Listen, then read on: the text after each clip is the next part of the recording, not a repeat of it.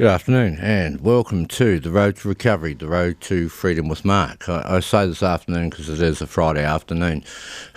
I noticed I came on the camera before I was really tempted to whack on the microphone and say hello.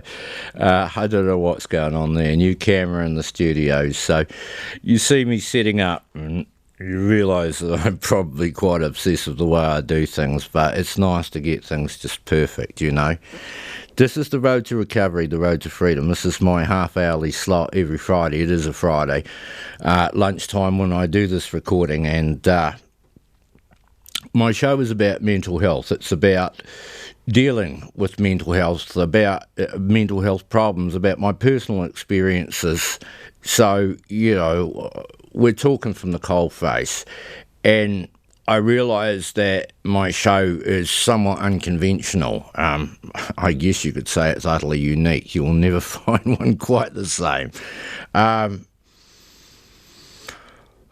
don't tend to follow the politically correct line that most do.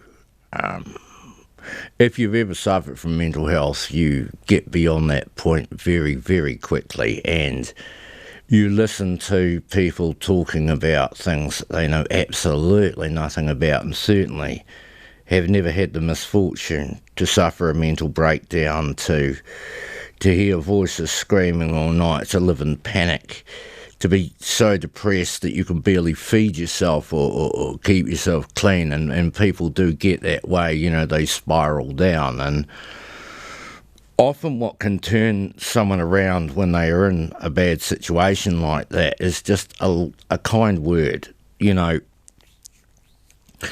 if you know someone who is suffering from any kind of mental health disorder, it could be anything from obsessive compulsive to bipolar to manic depression, schizophrenia. You don't need to know what those terms are or what they mean.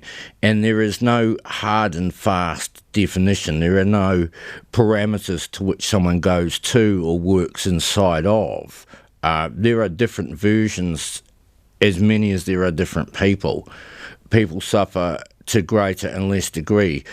Sometimes things get worse, sometimes things get better. And there's never a constant about it. You know, you can't say, oh, they've turned the corner and now they're on the path and they're all going to be good and there's no going back and all that. That's bollocks, you know. Sometimes things go up and down, especially with bipolar. You tend to fly and then you crash. So you get high highs and low lows. And generally speaking, the lows outweigh the highs and last longer. So you do get these moments of euphoria within a lot of darkness, a lot of struggle and a lot of pain, and it is really not so much about what other people are thinking about someone who is suffering from a mental illness. It's about what they think of themselves. The reason that they are mentally ill is because they do not like themselves, let alone love themselves. Essentially, deep down, there is some little grain of hope in the bottom, some little bit of self-love there somewhere, because they're not dead, right? When you run out of hope and you run out of love for yourself, then you generally tend to end it. And 668 people whack themselves in a year, and I think that's just 668 too many. And the damage that it does is just unbelievable. And I like to emphasise to all the people who tune in, and I would like you to spread these ideas that I bring to you. I realise that sometimes some people will sit there and go, I know that. What are you telling me that for? But did you really? Often a truth is self-evident and therefore seems logical, seems like you knew it, but honest to God, often people never really stop to think. They don't consider. We get busier and busier and busier in our lives for no good reason. Too busy lives. I even hear it on ads on TV and I think, why? Why do you choose a too busy life? Because it is a choice. You know, you don't have to run around like a maniac, but you're encouraged to do so. And there's all these kind of little catchphrases, don't miss out on life. Well, the only way that you miss out on life is if you don't take the time to slow down and enjoy it and appreciate some of the things in life. I love coming in to do this show, and it's part of my cure. What helps me get through not just the day but my life is driving through the countryside, looking at the trees and the birds. Today was a particularly windy day, and that's when you see a lot of hawks about, and I love watching them. And I think about freedom. I think about this sense of freedom when I watch them, and it kind of helps to clean my soul, purge myself of darkness and negativity when I get out and look at things. And that's one of the major things that you can do for someone who is suffering from mental health, is to get out, to go for walks, especially in good, peaceful spots. Anywhere you might have a nice park, or especially a nice bit of bush where you can get away from all of the busyness and the craziness of life and just be at peace and have a little bit of a chat. And when you do chat to your friend who's not feeling so good, you don't have to give them an answer. A solution is not required. And in fact, sometimes you don't even need to address what's really bugging them. You don't need to get to the bottom of that. You can talk about nice things, pleasant things that you enjoy. And it doesn't hurt to pay them the odd compliment, just here and there, and be genuine about it. Don't piss in their pockets. Just, if you see something that they do, be it painting or sculpting or making things or whatever they do, just say, hey, you're really good at that, aren't you? And make them look at themselves in a positive light through something that you say that is just really genuine. And what a difference that makes. That really nice act resonates for such a long time within that person. It purges the darkness. It cleans their souls just by allowing them to recognise that somebody else does care. Because the heart of madness is to feel that you are absolutely alone. Alone in the darkness, a million light years from anywhere. And there is nothing and no one, and it is just absolutely black and cold in your world. You are in the void, and that is a terribly scary place to be. We are, after all, social creatures, and we all need somebody in our lives. You don't need a lot of friends, you just need good friends, and often you'll find they are very few and far between. And unfortunately, life being what it is, friends do come and go. And it is a terrible shame when you reflect upon the good times that you had with someone, knowing full well that you may not ever see them again. And to that end, last year, what I started to do was to send people Christmas cards. Now, I've never really been into sending Christmas cards in my whole life, but I am terrible for not keeping in touch with people. And I wrote some Christmas cards with some very genuine thoughts on them. And I got organised. I did it a couple of weeks before Christmas. And not too many people commented on it, but one or two did. And I guess that's more than enough to know that people saw that and thought, wow. And they must have been blown away. And I made some really personal, nice, genuine comments about each individual. I had a good think about a thought that I wanted them to carry into the next year, from my heart to theirs. And that sort of thing changes.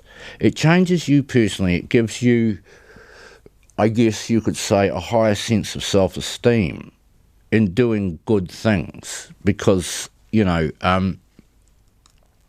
goodness costs you nothing. And it does, at least to some degree, help clean your soul, make you feel better, not just about yourself, but in so doing and feeling better about yourself, that enables you to do good things for others. When you're feeling absolutely down and depressed, you can barely look after yourself. But if you can start to feel better about yourself, that gains momentum, it snowballs, and one thing leads to another. And before you know it, you are on that road to recovery. You know, I remember talking to this lady, Aruna Patel, and she used to do some psychoanalyzing on me, I can tell you. But I remember she told me, you need to take it easier on yourself and realise that it is going to take as long as it takes. There is no set time. And weeks, months, years, don't think about it too much. And I think about that a lot, you know. It is not a healthy thing to continually look at the top of the mountain because it overwhelms you in your moment of weakness. Best to set smaller targets out in front of you, one step at a time, and reach those goals that you set yourself incrementally. And the most important thing about setting goals, little goals, is to make them achievable. If you set yourself an impossible task, you will flog yourself over your own failure, which at the end of the day was inevitable. Set yourself small tasks, little things that you really want to do. Even if it's just hanging a favourite picture on the wall, then every time you walk past that, give it a glance and just say little things like one step. You know, just look at it and think, one step. Now let's take another. And that's how it begins. You know, many of us who have suffered mental illness over a long period of time remember those small steps, and there is such an upwelling of happiness when you think about that tiny little achievement. But that's how it starts, you know, one small thing, and it doesn't have to be a lot. And that little act of kindness can really change people's outlook on life and really turn a corner for them. And it can all start with such tiny, tiny things. They don't have to be massive acts. You don't have to drag the drowning soul from the water. You just have to teach them how to swim for themselves. That's the difference, you know. It's not about saving everybody. It's about helping people, and that's how it turns around. Unfortunately, we are too focused on saving the broken instead of preventing them from ever getting in that place in the first place. And that comes down to us. How we behave towards each other has massive ramifications throughout your society, your town, your city, your country, the world. You directly affect all of those things, believe it or not. I know there's billions of us, but we all contribute. There are billions of grains of sand, but without those individual grains, there is no beach, there is nothing. So we need you to do your bit, and don't be nasty. Don't do shitty things to people. Don't be discourteous. Don't push it in front of people, because behaviour like that sticks with people too, and it encourages others who look at you and say, oh yeah, I'll do that, F them, you know. And then just as goodness can snowball, badness can too, and this tends to be happening in our society. Our younger people don't have good enough role models, and as a result don't become good enough people themselves, and in turn will not be good enough role models. So failure begets failure, and success, kindness, goodness begets all those things too. Right, well, I've got to get on with today's story, and I've talked for far too long. So I'm going to crack through this story. And considering I've only got something like 15 minutes, I'm probably not going to make it right to the end, so I might have to skip a little bit, but I'll try and keep it as cohesive as possible. This story today is called A Big Tusker. The old mate, Stu, and I had been on the trail of a big boar for the last 2 days. Stu allows few others to hunt the 1,000 acres he lives on, so some of the boars get to a huge size. It is a rare privilege to be allowed to hunt a trophy animal, and we were hell-bent on bagging this one. Day one, we came across the sign we were looking for, with rooted up thistles, a boar favourite, and shit the size of Coke cans. The dogs stuck to their task well and found the mob late in the day, but were unable to stop them. A single piglet, too small to be of consequence, was all we had to show despite our best efforts. Despite our initial failure, we became more determined to snare this huge beast. He would undoubtedly be sporting a huge set of tusks or hooks to match his size, and this was the prize we were truly after. We were also determined that the dogs should know what their main part in life is. Only a boar will truly test the mettle of a dog, be he bailer or finder. They must stick to the task and come through with the result, hopefully unharmed. Injury and even death is not uncommon for the dogs, but they love this life and live for the days hunting in the bush. We had 5 dogs out for the job. 2 finders, Havoc and Quinn, who were half-brothers. They can cover vast distances over the terrain and are ideally suited to the land. Between them they have flushed out many huge hogs, the hooks of which are now displayed around the house, nailed to posts as trophies.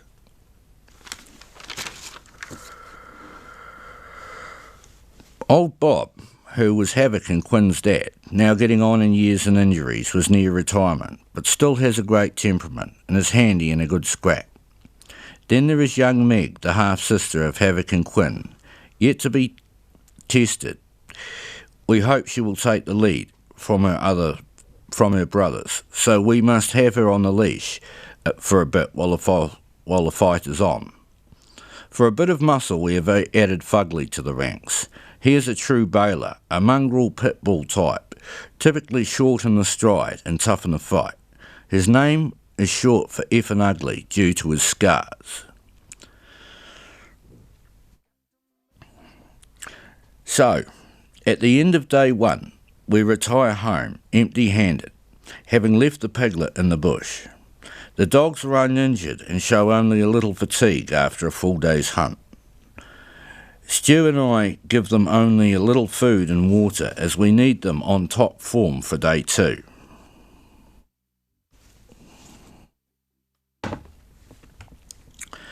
Day 2 is still, dark and misty, as we check over the gear for the next morning's hunt. We travel light with only a sticking knife, binoculars, some twine, water bottle and Tom's trusty Winchester 30-30 lever-action rifle. Short and powerful, it is our trusty weapon for dropping big boars in tight spots. Kitted up, we let the barking excited dogs out of their kennels and they tear around like excited children, marking everything they can. As Tom kicks over the quad bike, I mount side saddle and the dogs jostle for a posse on the back tray or fall in behind as we descend the drive with the headlight cutting through the dark. At first light, we dismount the quad bike again, and in silence we pick up the trail of the mob to follow them down into the still damp bush, all wet, dark and spooky.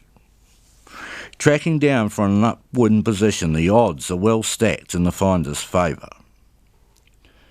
Soon the finders are on the trail, but the mob now seems spooked after yesterday's harassment and stays moving ahead of the dogs. As the morning wears on, we make contact a couple of times without a successful bail. Over one ridge after another, they lead us on a merry chase without any real contact until the heat of the day forces us to take a break and rest the dogs, who return to us reluctantly.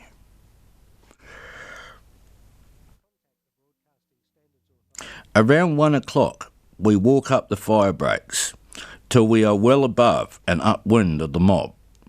First we send off the 2 finders, followed by the bailers 10 minutes later, in the hope the pack will hit the mob simultaneously.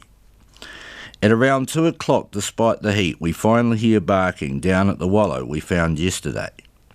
It is a long way down from where we are, and as we run down we hear a bail, a break over another ridge, and a second bail.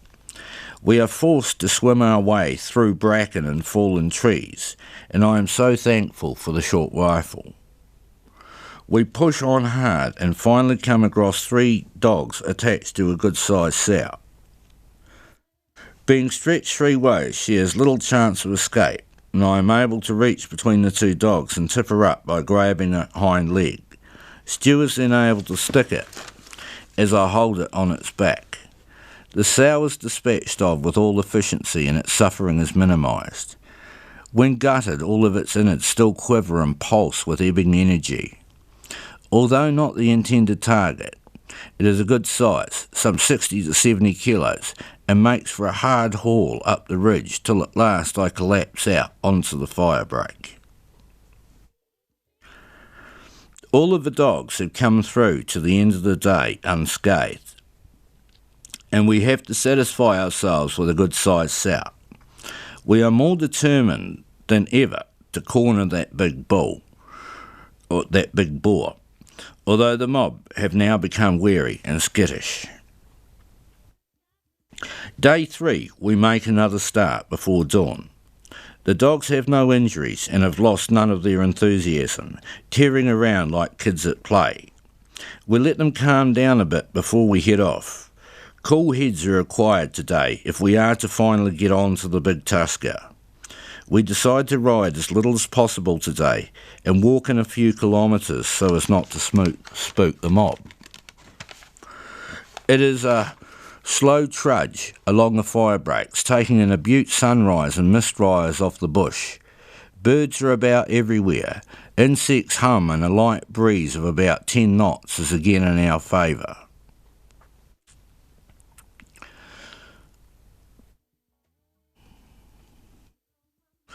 We have a pretty good idea where the pigs will be and which way they are likely to break, as the mob seems to follow roughly the same journey every day, up near the tops in the cool of the morning and working down to a wallow, then down to a flat creek in the bottom of the property in late afternoon.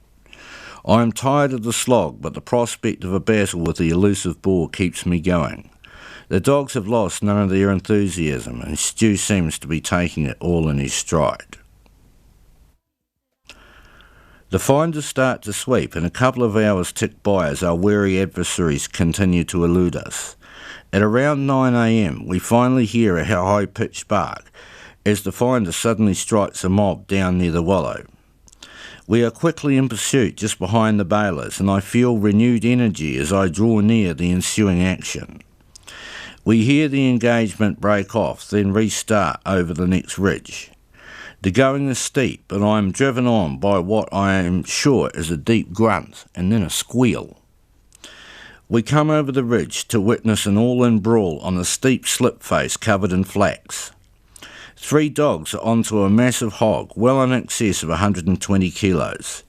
The boar is holding his own, backing up the face and using his hooks to good advantage, keeping the dogs out in front of him. They cannot swing him round on the steep face, and Stu tries to whistle up the other 2 dogs, hoping to use numbers to overwhelm this Goliath. The slip face is too steep for us to get on, and the dogs do their best to drive him to us, but the boar continues to back up and thrash his vicious-looking hooks at the dogs. Finally, the other 2 dogs turn up and enter the fray. The dogs are fearless, despite the huge and dangerous adversary. Slowly, superior numbers start to tell, and the dogs get to the boar's hind quarters to give him a stretch. The big hog simply grunts and thrashes around wildly, refusing to move from the safety of the slip, where he has more advantage. Mid-fight, Fugly is sent tumbling down the face, only to come roaring back up, and old Bob gets a hook in the guts, but is nimble enough to avoid serious injury. Tom and I are helpless bystanders until the dogs can force the boar off the slip face, as it is far too steep and too dangerous for us to attempt shooting the beast with all the dogs on him. Despite the intentions of 5 willing dogs, the boar has us as a stalemate. He cannot back up much further, the dogs cannot turn him, and we cannot assist the dogs. The dogs, however, show their grit, and an hour-long battle ensues where no quarter is given, and I fear for the safety of the hounds. It would be a hell of a place to have to get an injured dog from. As the battle wears on, the big tusker slowly begins to tire, and the dogs begin to gain ascendancy, constantly attacking him from all quarters with great tenacity as they begin to pry him from the slip face. Driving from the hindquarters, they work the boar towards us on the ridge. Suddenly realising that he is beaten, the boar makes a dash for the gap between us and the dogs, but Tom is ready and draws a bead on the boar and peels off a shot as the pig reaches the ridge. The big tusker is felled by a beautiful heart-lung shot and lets out a grunt as he collapses on the ridge. Right, I'll just jump ahead a little here. Excuse me. Right, we'll pick it up here. We tie the front and rear trotters together, and between us we begin the arduous pull up the ridgeline. We have to stop a few times, battling the heat and steepness of the ridge, but finally collapse exhausted onto the fire break. The elation of finally capturing our foe gives us renewed energy as we stroll back to the quad bite with all the dogs in tow. Though old Bob took a poke and Fugly is smashing, the dogs are relatively unharmed and seem calm and pleased with themselves. We arrive back in the afternoon for the obligatory photo session. With the pig on his back, the hog's backside nearly touches the ground, such as the length of this tusker, nearly 2 metres in the body. We kennel the weary dogs with well-earned praise and a good feed of pig. Soon a brew and a feed are underway, and we settle down to clean the rifle and chat about the last few days, how the dogs did and what we could have done better, the elation of success still glowing warm in our tired bodies. After a shower, we cook up a big feed for tea, then sit on the porch smoking and telling stories until we fall asleep. I stumble off to bed, my head full of dreams of pig hunting that will replay themselves for many years to come. The end.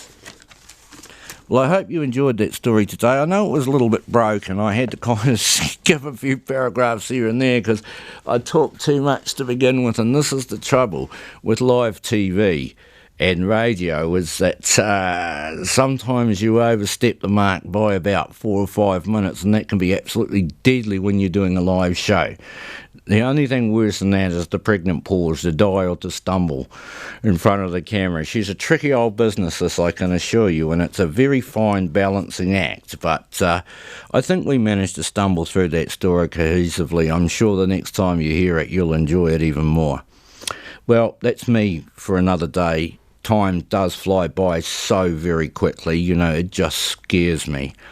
I want to finish off by saying thank you to everyone who tuned in today and everyone who watches this in the future. There are podcasts on the website of Arrow Radio.